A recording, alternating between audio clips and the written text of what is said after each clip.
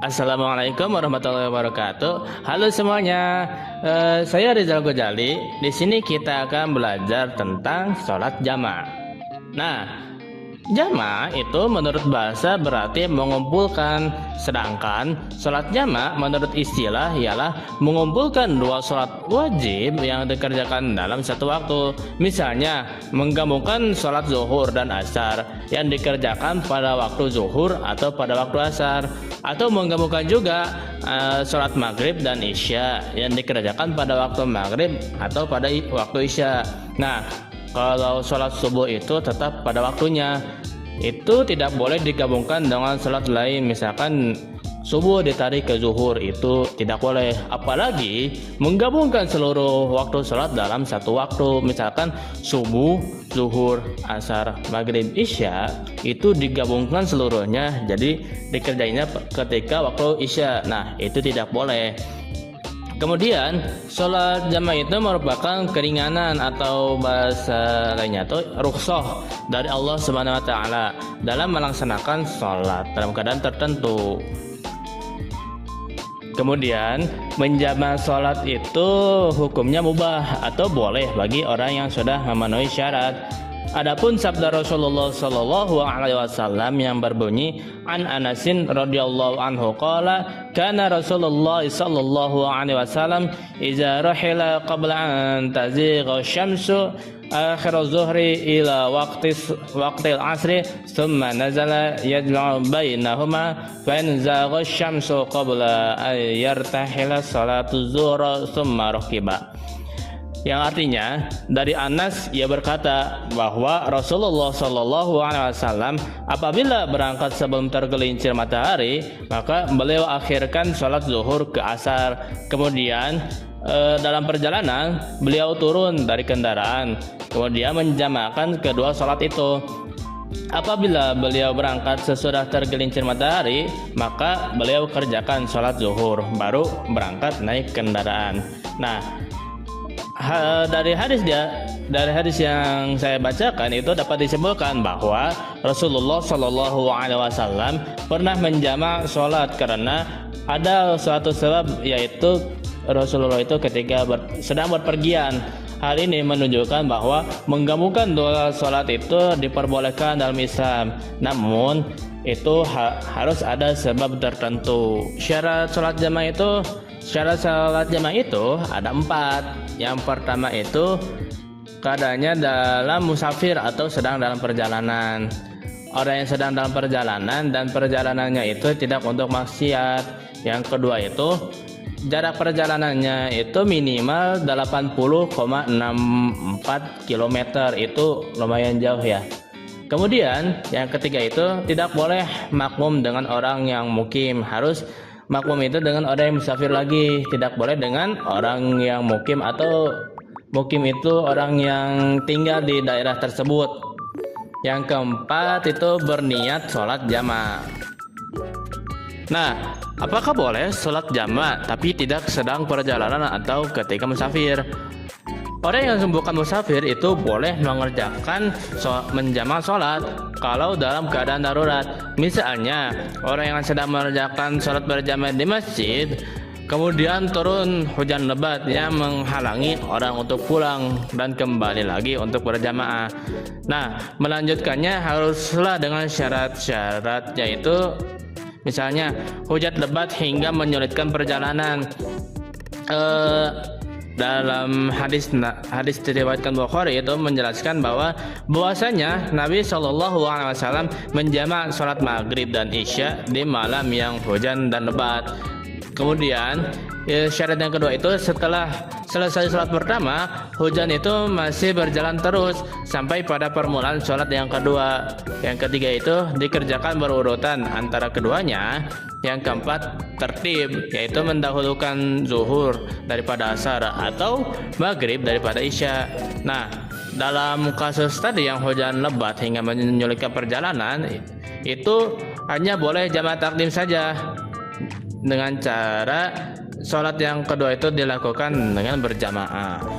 Kemudian adapun dua jenis sholat jamaah. Yang pertama itu ada jamaah takdim. Jamaah takdim merupakan mengumpulkan dua sholat wajib dikerjakan pada waktu yang pertama atau awal.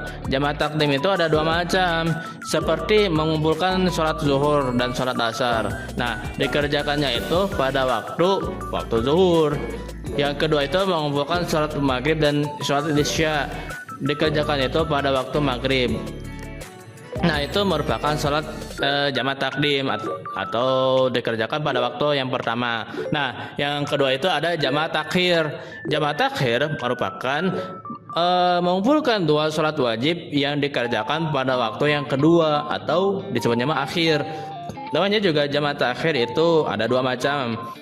Yang pertama itu mengumpulkan sholat zuhur dan asar dikerjakan pada waktu asar.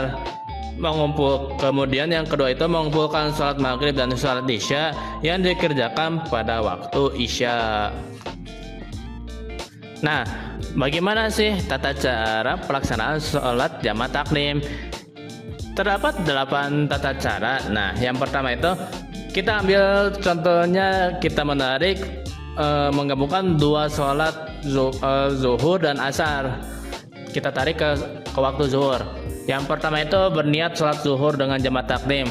Bila dilafalkan seperti ini nih, usolli fardhu zuhri arba'a raka'ataini jama'a takdiman ma'al asri fardhu lillahi ta'ala.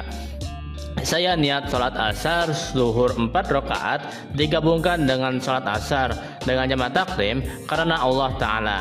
Nah, yang kedua itu takbiratul ihram. Yang ketiga sholat zuhur 4 rakaat seperti biasa. Yang keempat salam. Nah, yang kelima setelah tadi melaksanakan sholat zuhur berdiri lagi dan berniat sholat yang kedua. Jika dilafalkan seperti ini ya, usolli fardul asri arba'a raka'at ini jamaah takdiman ba'al zuhri fardhu lillahi ta'ala. Yang artinya itu saya niat sholat asar 4 rakaat digabungkan dengan sholat zuhur dengan jamaah takdim karena Allah Ta'ala. Yang keenam itu takbiratul ihram. Yang ketujuh sholat asar 4 rakaat seperti biasa. Nah, yang kedelapan salam. Nah, itulah bagaimana tata cara sholat jamaah takdim. Nah, bagaimana sih tata cara sholat jamaah takhir? Tadi kan takdim ya, sekarang takhir. Hampir sama seperti yang tata cara sholat jamaah takdim. Yang pertama itu kita ambil contohnya menarik sholat maghrib dan isya yang melaksananya itu pada waktu isya. Yang pertama itu berniat menjamak sholat maghrib dengan jamaah takhir.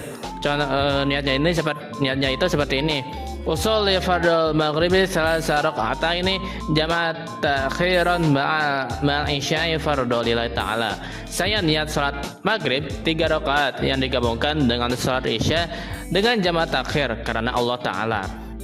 Yang kedua takbiratul ihram. Yang ketiga salat maghrib 3 rakaat seperti biasa. Yang keempat salam. Nah, yang kelima tadi ya sudah salat maghrib itu berdiri lagi dengan berniat salat yang keduanya isya. Seperti ini ya, usolli fardhu isya arba'a raka'ataini jamaah takhiran ma'al maghribi fardhu lillahi ta'ala. Saya niat salat isya 4 rakaat digabungkan dengan salat maghrib dengan jamaah takhir karena Allah Ta'ala. Yang keenam takbiratul ihram. Yang ketujuh salat isya 4 rakaat seperti biasa. Yang kedelapan salam. Nah, inilah tata cara salat jamaah takhir. Perbedaannya itu kalau misalkan jamaah takdim itu pelaksanaannya ketika awal. Jadi waktu zuhur digabung isya. Nah, pelaksanaannya itu ketika waktu zuhur dulu baru isya. Nah, sedangkan kalau jamaah takhir itu maghrib dan isya digabung, pelaksanaannya itu ketika waktu isya. Pelaksanaannya itu sholat maghrib dulu baru sholat isya, setelah itu sholat isya. Nah, itulah dari penjelasan mengenai sholat jamaah. Tadi kita sudah mempelajari bagaimana pengertian sholat jamaah, dalilnya bagaimana, syarat sholat jamaah seperti apa, dan jenis-jenisnya itu tadi ya ada 2, ada jamaah takdim dan jamaah takhir. Mungkin cukup sekian dari saya. Mohon maaf bila ada perkataan maupun pengucapan ditutup dengan bacaan alhamdulillahirabbil alamin. Terima kasih telah menonton pembelajaran edukasi fikih yang bertemakan salat jamaah. Terima kasih juga dan kuucapkan assalamualaikum warahmatullahi wabarakatuh.